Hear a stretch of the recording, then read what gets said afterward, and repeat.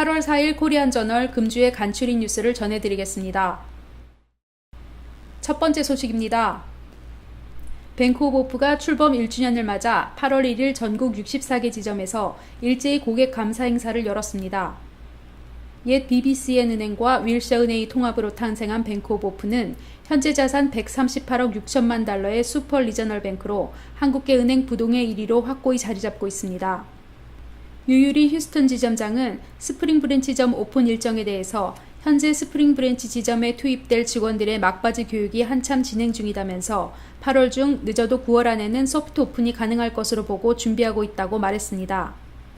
한편 뱅크 오브 호프의 케빈 김 행장은 통합 1주년을 맞아 커뮤니티 최초의 리저널 뱅크 탄생 1주년이 다가오고 있다며 통합은행 탄생에 기여한 주주들에게 깊은 감사를 보내며 경영진 모두 최선을 다해 은행의 지속적 성장을 위해 노력하겠다고 말했습니다. 신학기 쇼핑 시즌이 시작되었음을 알리는 텍스 프리 기간이 다가왔습니다. 올해 텍사스의 텍스 프리 기간은 8월 11일 금요일부터 13일 일요일까지입니다. 3일간의 텍스 프리 기간 동안 평균 9,200만 달러가 절약되고 있는데 의류, 신발, 학용품과 학생 가방 등 100불 미만의 상품들을 구입할 경우 텍사스 법에 의해 면세를 해주고 있습니다.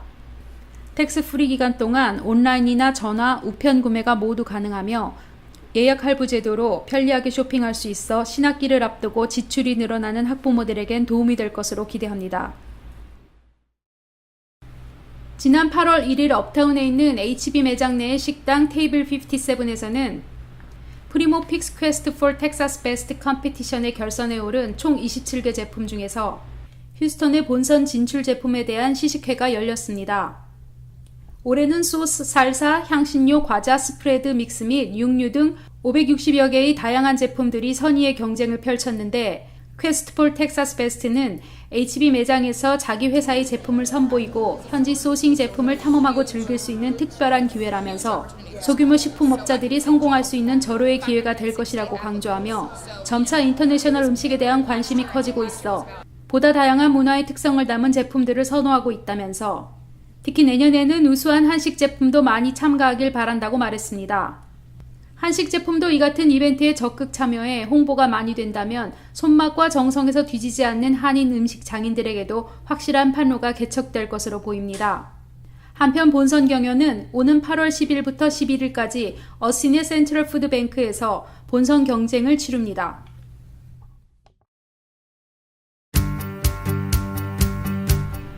코리안저널의 김상주 국장이 한인 리얼터 지니 바니 씨와 함께 보이스 오브 아메리카 라디오 방송에 출연했습니다. 생방송 여기는 워싱턴 섹션의 타박타박 미국 여행 8월 4일자 서부 영화의 본고장 텍사스를 소개하는 프로그램이었는데 김상주 국장은 UT 어스틴과 텍사스 A&M 유학 시절과 코리안저널 월간지 기자와 사진작가로서 텍사스 곳곳을 누벼왔던 산 경험을 바탕으로 한국어 청취자들에게 텍사스와 휴스턴을 재미있게 소개해주어 텍사스의 터줏대감다운 면모를 보였습니다. 많은 분들이 이제 저희 부모님도 오셨을 때 텍사스 그러니까 사람들 말 타고 총 타고 청취하고 다니는 줄 알고 계셨더라고요. 실제 벌은 작아요. 예, 근데 휴스턴 경우가 14,730명 얼마 안 되죠? 해당 프로그램은 www.voakorea.com에서 들으실 수 있습니다. 넓은 패티오에서 느껴지는 도심 속의 여유.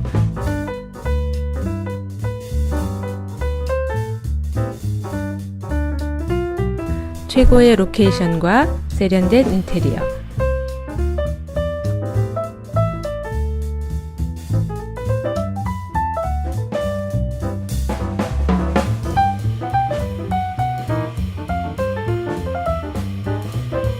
품격 있는 서비스와 함께 엄선된 메뉴를 마음껏 즐겨보세요.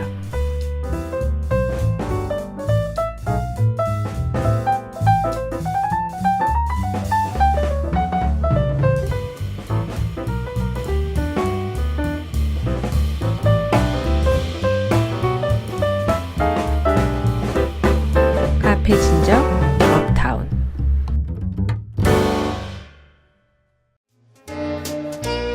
(2018년도) 카렌다 주문 제작.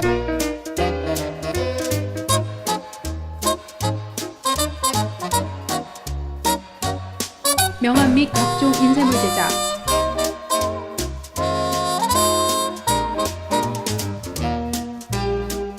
품질은 더 좋게, 가격은 더 싸게, 납품은 신속하게. 이제 휴스턴과 함께하는 코리안 저널로 주문하세요.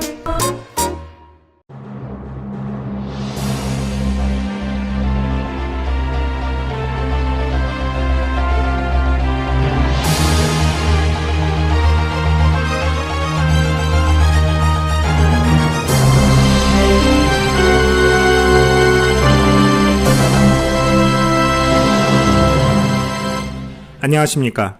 코리안저널 8월 4일 금주의 주요 뉴스를 전해드리겠습니다.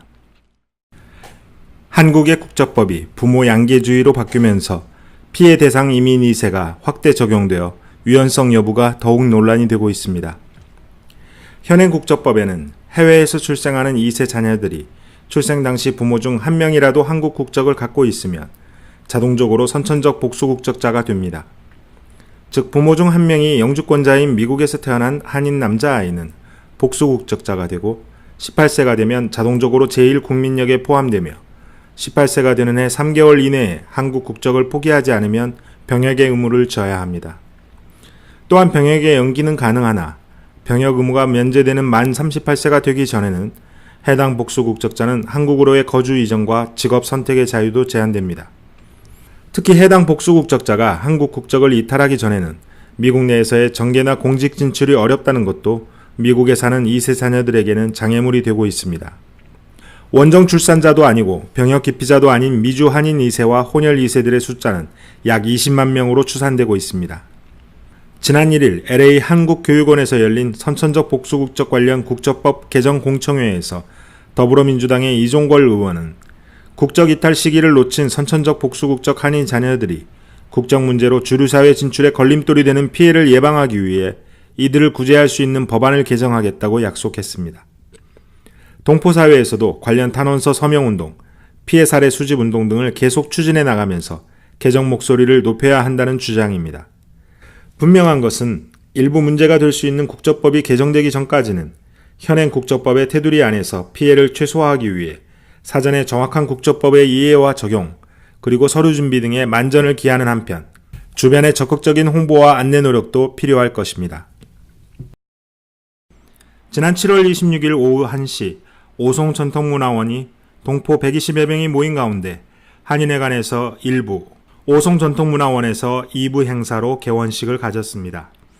휴스턴 총영사관의 김명준 부총영사는 축사를 통해 한국 정부 해외 동포 정책이 민족 간 유대감을 유지하며 거주국에서 모범적 구성원으로 활동할 수 있도록 지원하는 것이라며 오송문화원이 우리 문화를 후세와 타민족에게 전파하고 학습하는 공간으로 그 역할이 기대된다고 말했고, 제니린 코퍼스 크리스티 주 박물관장도 휴스턴의 오송문화원의 개원은 타민족들에게 한국을 배울 수 있는 훌륭한 기회를 제공할 것이라며 의미를 높게 평가했습니다.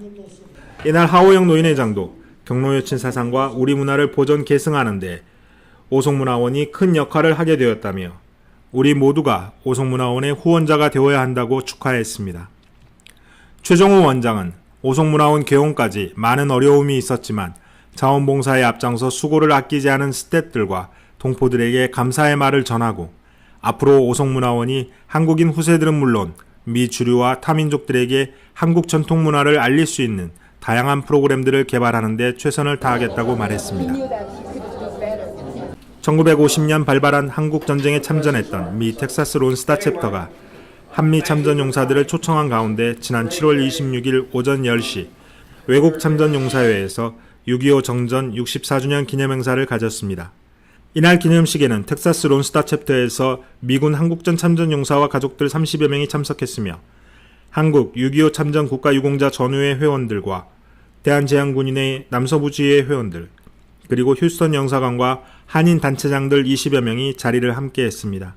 이날 진행을 맡은 리차드 해퍼티 텍사스 론스타 챕터 이사장은 오늘 이 자리는 한국전에서 참전하고 돌아온 용사들이 돌아오지 못한 용사들을 기리는 자리로 정전협정 3일 전에 전사한 동료를 생각하며 고국으로 향하던 배를 탔던 기억이 아직도 생생하다며 참석한 한미 참전 용사들에게 감사의 뜻을 전했습니다. 한편 이날 특별 초청된 김명준 부총영사는 외교관으로서 한국을 위해 젊음과 목숨을 바쳐 희생한 참전 용사들에게 깊은 그리고 끝없는 존경심을 가지고 있다고 경의를 표했고, 김기훈 한인회장도 한국전 참전 용사들의 존귀한 희생으로 생명부지의 한국을 구하고 오늘의 한국을 존재하게 해준 데 대해 진심으로 감사드린다고 인사를 전했습니다. 지난 7월 24일부터 26일까지 워싱턴 DC에서 열렸던 2017 풀뿌리 컨퍼런스, 즉 KAGC에 미국 전역에서 약 600여 명의 한인들이 결집하고 25일 저녁 열린 축하 만찬 행사에는 KAGC를 시작한 이래 가장 많은 18명의 하원 의원들이 대거 참석해 KAGC 참가자들을 크게 고무시켰습니다.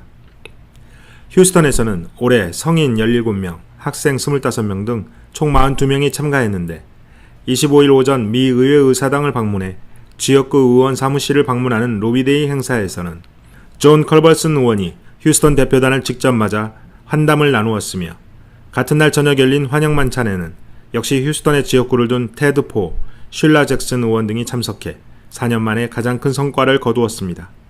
휴스턴 풀뿌리 인턴십 학생들은 본지와의 인터뷰에서 이번에 만난 하원 의원들이 한미동맹의 중요성을 강조하고 한인사회의 노력에 대해 높이 평가할 때 깊은 감동을 받았고, 이번 KAGC 참가를 통해 한국인으로서의 정체성을 자각하는 계기가 되었다는 소감을 얘기했으며, 우리 한인들의 존재감을 더 알리기 위해 많은 참여가 필요하다고 말했습니다. KAGC 행사에 참석하고 돌아온 풀뿌리 인턴십 학생들과 하호영 노인회장의 말을 직접 들어보시겠습니다. Live in the United States, it's very important to go talk to your representatives and for them to meet with the constituents, because that's how democracy works. About 20 Congress people at the gala was really shocking, and it was really touched and impressed because when the Congress people talk about the Korean Americans, I was like touched and moved at the same time. Have a Korean American congressman or congresswoman at the gala, at the podium, talking to us about the Korean American relationship. That will be a great hit. 그래서 이번 미팅 가기 전에 솔직히 저는 코리안 아메리칸, 코리안 그런 거 별로 깊게 생각하지는 않았는데 학생들도 많이 보여가지고 그것도 굉장히 중요했다고 생각해요. We do want more people to participate. They should target the younger age groups, since those are the ones that can actually start thinking ahead of time and making decisions to actually be, participating in the government. Not only does it affect me, it affects the majority of my friends who are also Korean American, and I think that what they're doing is a pretty good thing. 생각 외로 많이 우리 그 불뿌리 운동 회원들과 그 학부형들 관계자들이 모였다는 거. 또 이게 젊은 3세들, 특히 3세들이 이제 한국과 미국과 또 세계를 보는 그런 이제 안목을 넓히는 그런 계기가 될 걸로 보였어요. 이상으로 금주의 뉴스를 전해드렸습니다. 감사합니다.